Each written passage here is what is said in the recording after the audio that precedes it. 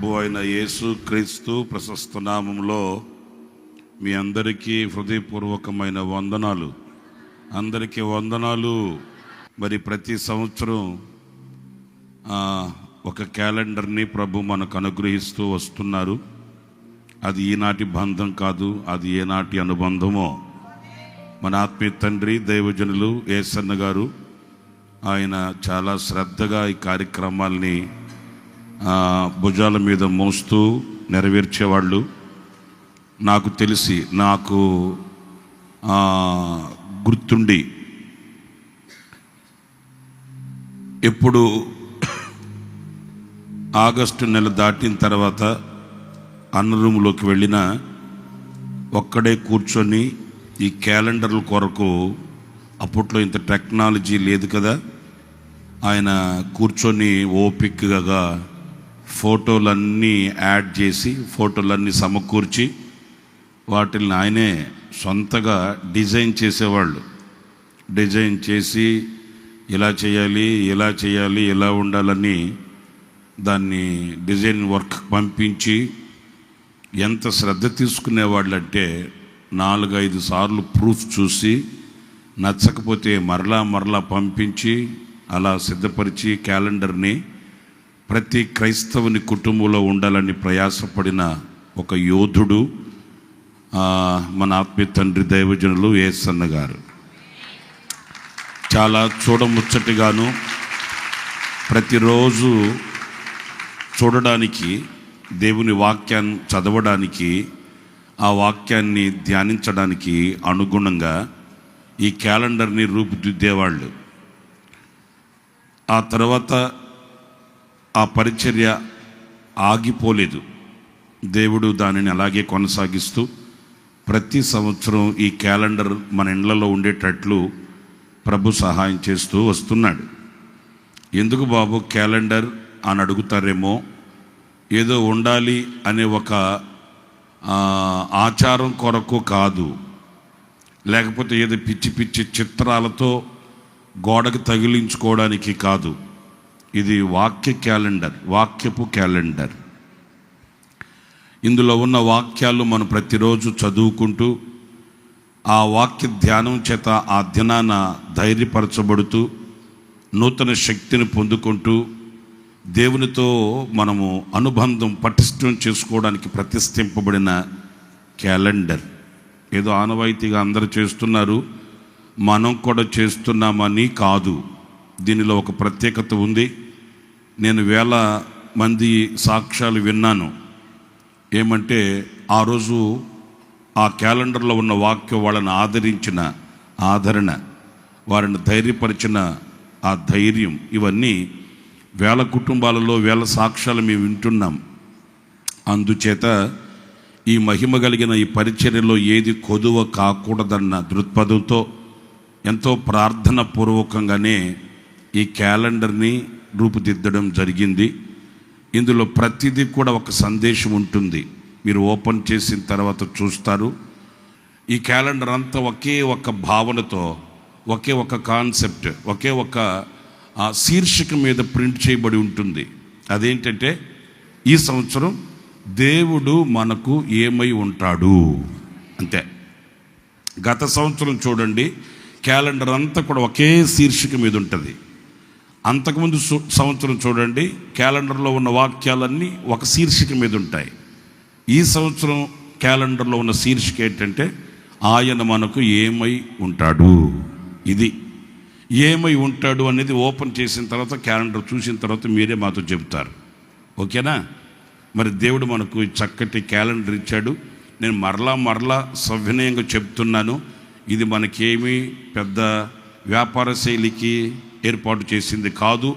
మన కుటుంబాలలో ప్రతిదినం ఒక వాక్యం చేత మనం బలపరచబడడానికి క్యాలెండర్ ఇంట్లో ఉండాలన్న ఆశతో మనం మొదటి నుంచి చేస్తున్న పరిచర్యలో ఒక భాగం ఇది. మన ఆత్మీయ తండ్రి దైవజనులు యేసన్న గారు ప్రార్థనాపూర్వకంగా ఆయన ఏర్పాటు చేసిన కార్యక్రమం. ఇంకొక చిన్న మాట కూడా మీతో చెప్తాను, అది చెప్పాలి మీతో.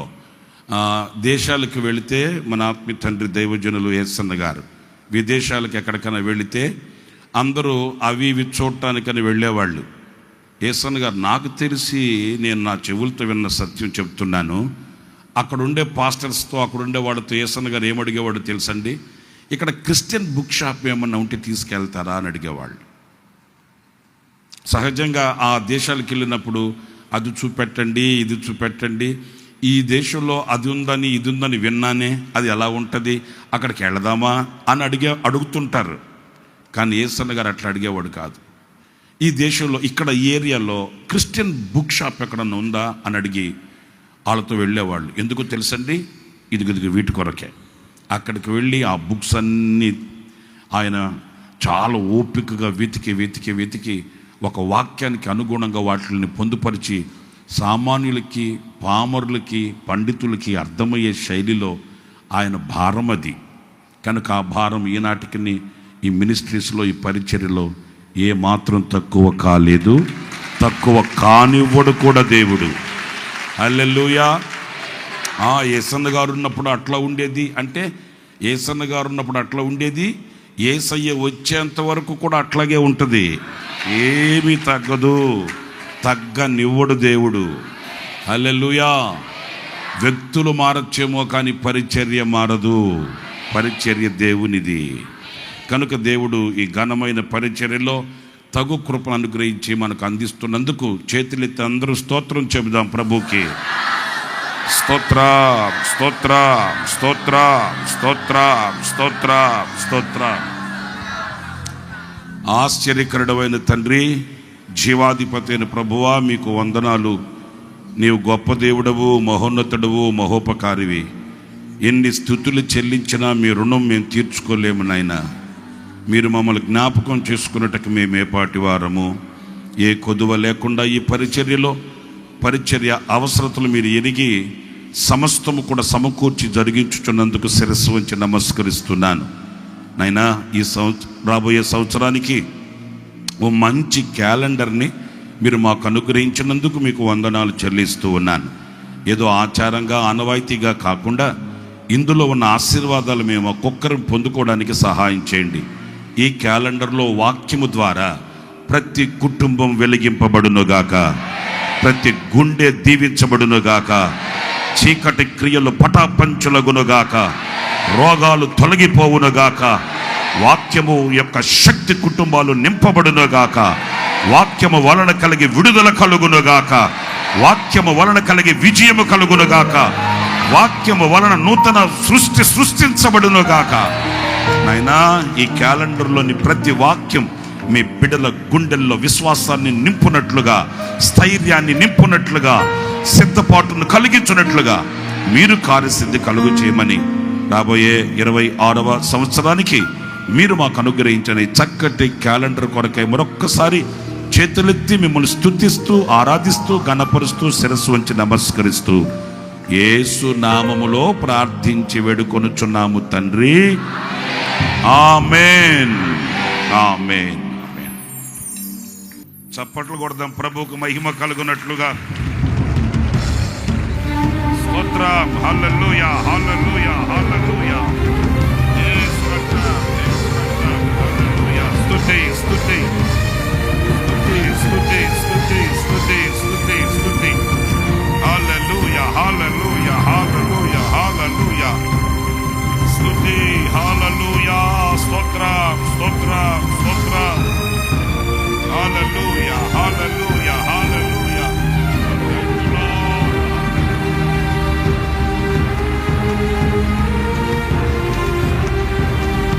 గట్టిగా చప్పట్లు కొడుతూ ప్రభుని మహిమ పడదాం. Praise the Lord. Hallelujah, hallelujah, hallelujah. స్తుతి, స్తుతి, హల్లెలూయా, హల్లెలూయా. ఆమేన్, హల్లెలూయా. స్తోత్రం, హల్లెలూయా. స్తోత్రం, స్తోత్రం, స్తుతి. దేవునికే మహిమ కలుగుగాక. హల్లెలూయా. ఆమేన్, ఆమేన్.